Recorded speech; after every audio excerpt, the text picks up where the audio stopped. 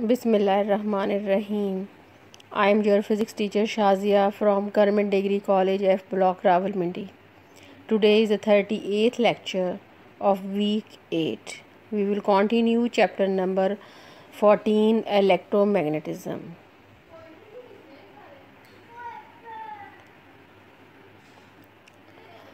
Learning objective of today's lecture is what is cathode ray oscilloscope.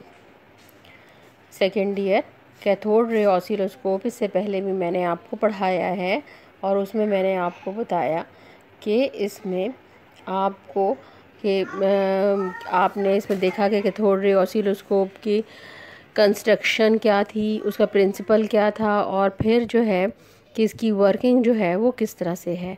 ये cathode ray oscilloscope की diagram आपको सामने नज़र आ रही है। ये जो मैंने पहले डायग्राम आपको दिखाई थी उससे डिफरेंट डायग्राम है, मगर जाहिर है डिपेंड अपॉन कि आप किस तरह से उसको डायग्राम को लेबल करती हैं, और उस लेबल करने में आपने इसकी इम्पॉर्टेंट पार्ट्स जो हैं वो ज़रूर लेबल करने हैं। फिर आपके इसमें उन्होंने बताया है कि ये जो मैंने आपको कल बताया था कि वोल्टेज अप्लाई की हुई हैं, तो उसके बारे में थोड़ी एक्सप्लेनेशन मैंने वोल्टेज के लिए आपको देनी है, इसलिए ये आर्टिकल को दोबारा से मैंने आपको बता रही हूँ। उसमें मैंने आपको उसकी वर्किंग बताई थी, अब मैंने एप्लीकेशन ऑफ द वोल्टेज आपको बताना है।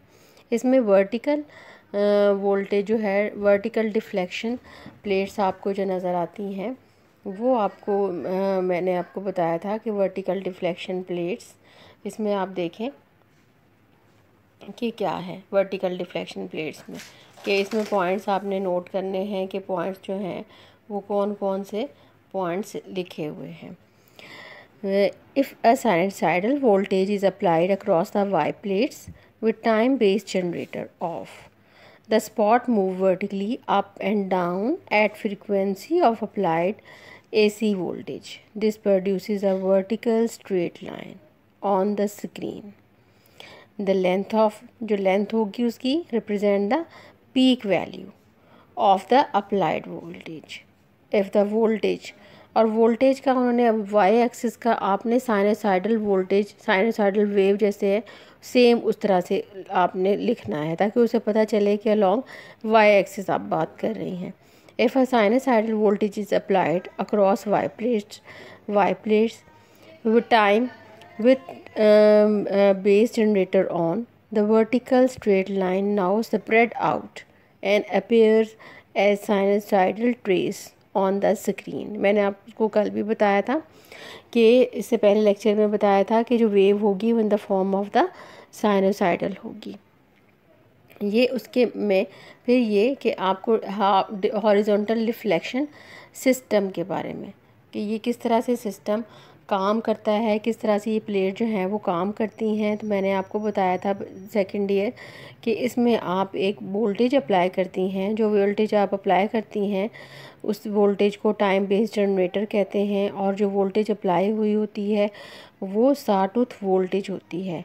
Its output wave form is sawtooth. The voltage increases linearly with time for time period T and then drops to zero. यानी इसमें ये होता है कि आपके पास जो इनिशियल रीडिंग इसकी आती है वो ज़ीरो होती है, फिर ये वोल्टेज लीनियरली इंक्रीज़ होती है और फिर आपको मैक्सिमम वैल्यू देती है। जैसे ही मैक्सिमम वैल्यू देती है तो फिर ये ड्रॉप होना शुरू हो जाती है, ड्रॉप होती है, फिर आप ये ज़ीरो पे आ जाती है, फिर लीनियरली इंक्रीज़ होती है और इस लीनियरली इंक्रीज़ होकर ये फिर मैक्सिमम वैल्यू देती है। तो फिर जो है ये इस तरह से इसकी वेव फॉर्म हमें मिलती है। और ये साटूथ वोल्टेज का, ये टाइम बेस्ड जनरेटर का आपको कराने का मकसद ये है कि ये आपको आता है what is the short answer question में आता है what is the sawtooth voltage, और आ सकता है question what is the time based generator, ये इस तरह से आता है। Voltage across the Y axis ये इस तरह नहीं पूछते, मगर टाइम बेस्ड जनरेटर के बारे में पूछते हैं और आपको रेफरेंस नहीं दिया जाता कि आप ये कैथोड रे ऑसिलोस्कोप है या आप किसकी बात कर रहे हैं।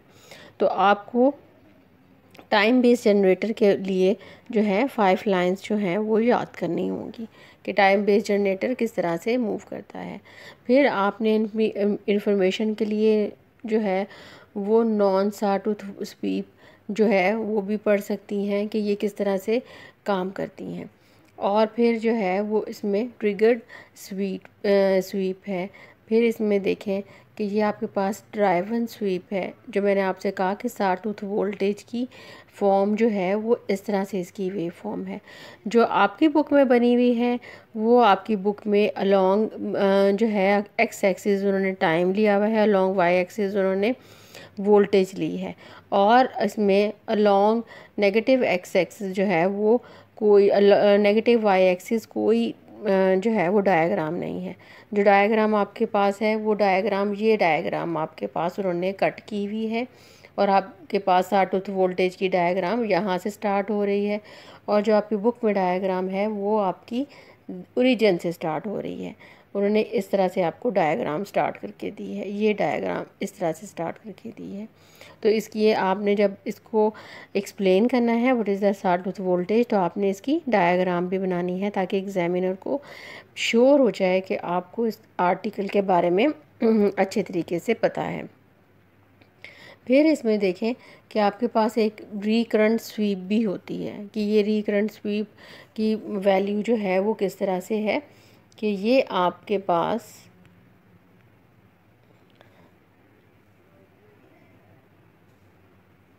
ये देखें, as the name itself says that the sawtooth is respective, that sweep is started immediately at the end of the previous sweep. If the input signal is periodic mean कि अब आप इसका टाइम पीरियड जो होगा वो fix करेंगी और जो है वो उसी अपने पीरियड को बार बार रिपीट करेगी। सपोज करें कि अगर टाइम पीरियड आप 2 सेकेंड्स करती हैं, 2 मिनट्स करती हैं, तो वो उसका पीरियोडिक टाइम होगा। अगर आप फ्रीक्वेंसी सेट करती हैं तो फ्रीक्वेंसी का भी आपके पास वो भी पीरियोडिक ही होगी। Then the repetition rate can to display a few cycles of the waveform. अब ये है कि वो कह रहे हैं कि जो सिग्नल आपको मिलता है in the form of the sinusoidal मिलता है, ये सिग्नल जो है उसे किस तरह से स्टेशनरी बनाना है कि आप उसको देख सकें और आप रीडिंग नोट कर सकें। रीडिंग आप किस तरह से नोट करेंगे, उसने कहा किस तरह से इसको स्टेशनरी बनाते हैं, तो इसको स्टेशनरी बनाते हैं by the synchronization process.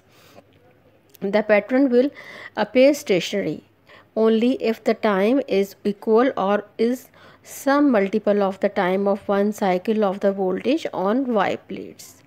It is thus necessary to synchronize the frequency of the time-based generator. Time-based generator, it means along x-axis, along x-axis with the frequency of the voltage at Y plates, यानी कि long x axis के ऊपर जो voltage है उन दोनों की frequency जो होगी, यानी कि लॉन्ग वाई एक्सिस और लॉन्ग एक्स एक्सिस की वैल्यू जो है वोल्टेज को उनको सिंक्रोनाइज करेंगे, यानी उनको कंबाइन करेंगे। This is possible by adjusting the synchronization control provided on front panel of the CRO।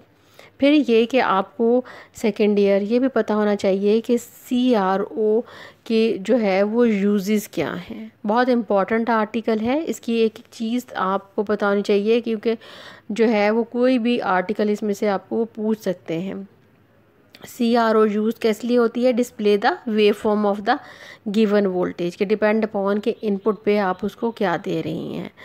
Second उसको होता है कि measure the voltage frequency and phase of the input signal, यानी आपको मेजर भी कर सकते हैं वोल्टेज फ्रीक्वेंसी और आप एंगल भी फाइंड आउट कर सकते हैं कि इनपुट सिग्नल जो है वो किस एंगल पे आ रहा था और अब आपको आउटपुट पे क्या वैल्यू मिलती है। फिर आप उसे आप जो है वो maximum value of the voltage भी फाइंड आउट कर सकती हैं। इससे आप फाइंड आउट कर सकती हैं कि जो AC सिग्नल आप दे रही हैं, साइनोसॉइडल सिग्नल दे रही हैं, उसके टाइम पीरियड, उसकी फ्रीक्वेंसी की वैल्यू जो है वो क्या है। फिर ये कि जो 2 वोल्टेज आप इससे मेजर कर सकती हैं CRO से कि 2 वोल्टेज जो आ रही हैं उनमें थीटा की वैल्यू कितनी डिफरेंट है, यानी कि उसमें फेज़ डिफरेंस की वैल्यू जो है वो क्या आ रही है। सेकेंड ईयर इसको अच्छे तरीके से पढ़ लीजिएगा। Thank you so much. अल्लाह हाफिज़।